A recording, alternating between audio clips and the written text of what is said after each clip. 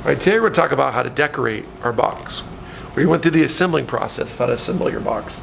Now we're going to talk about how to decorate it. I have over here some images I'm using for one of my side boxes, something when I was a child. But today we're going to talk about, I'm going to transfer these imagery onto the side of the box, doing applique and incising.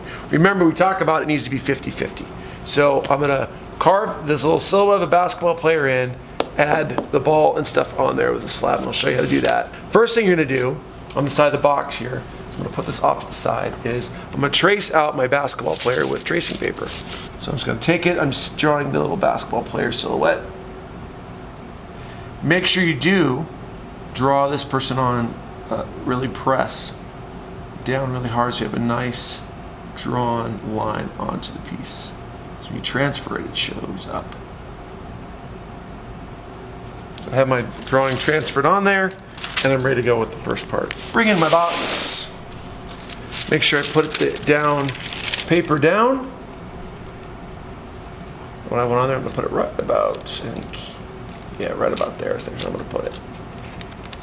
I spray a little water in that area, rub it on there, so it gives something for the ink to stick to.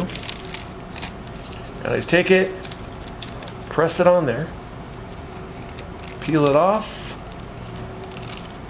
and it gives me a rough little silhouette of what I am making. So I'm going to take these ribbon tools, which I've talked to you guys about in the past. I'm going to kind of carve it. I don't want to go super deep, just enough to make my design stand out. I'm following the edge first with a smaller tool. I'll come back in and take more of it out afterwards. It's, like I said, better to go in and carve a little bit off at a time than trying to do too much. Then I come back in with a little wooden stick, smooth it out on the inside a little bit, and I have a nice little silhouette of the basketball player on there. So what I'm going to do is I'm going to come over here, use the red sticks we talked about, flatten out some clay, and make the other parts I need to make. There is what we're going to do. Take some clay out of my bag and flatten it out to put the designs on there. I'm not going to need a ton because it's just two little pieces.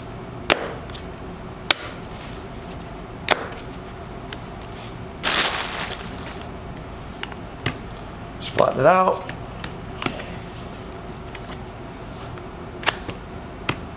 Flip it over on both sides because this is really thin, so you get a little bit of clay goes a really long way.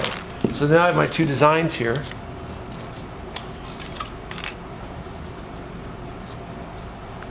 What I'm going to do is I'm going to grab my needle tool and trace these out. I'm just getting the basic design of my logo here.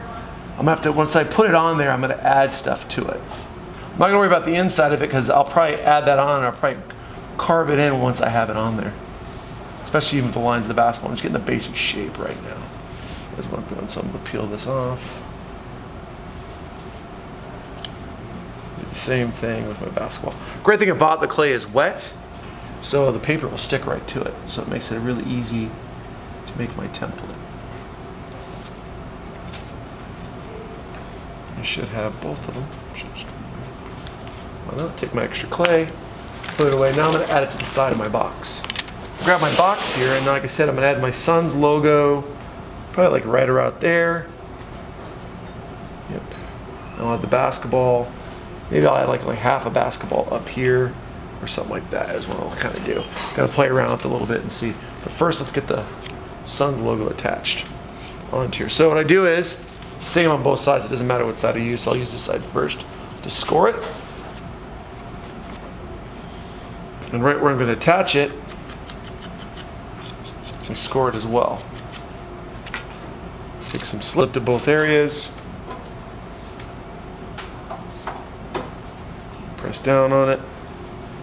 Overlaps that corner, that's okay. And then I do is I take a little wooden stick and I'll go along these seams here. I'll kind of compress them down a little bit. Next one is going to be the basketball. This I'm probably going to cut and remove some stuff with it. A little trick is I'm cutting some of it off, so I'm going to draw a line on the back side of the box so I know I need to remove it. This tells me where I need to cut it. See? And then I also look where the line is later so I can kind of cut off the other part there. I have all these little pieces now where my basketball is going to sit. Right there, so it gives a little bit of a design that way. So again, same basic idea. I'm gonna score it. Take a little slip. Apply the ball. Blend it onto that seam really well. So now what I do is, first thing I'm gonna do is I'm gonna take like a little wooden stick here, look at my sketch I have for my basketball, and I'm gonna begin to put the lines, give it that finished look.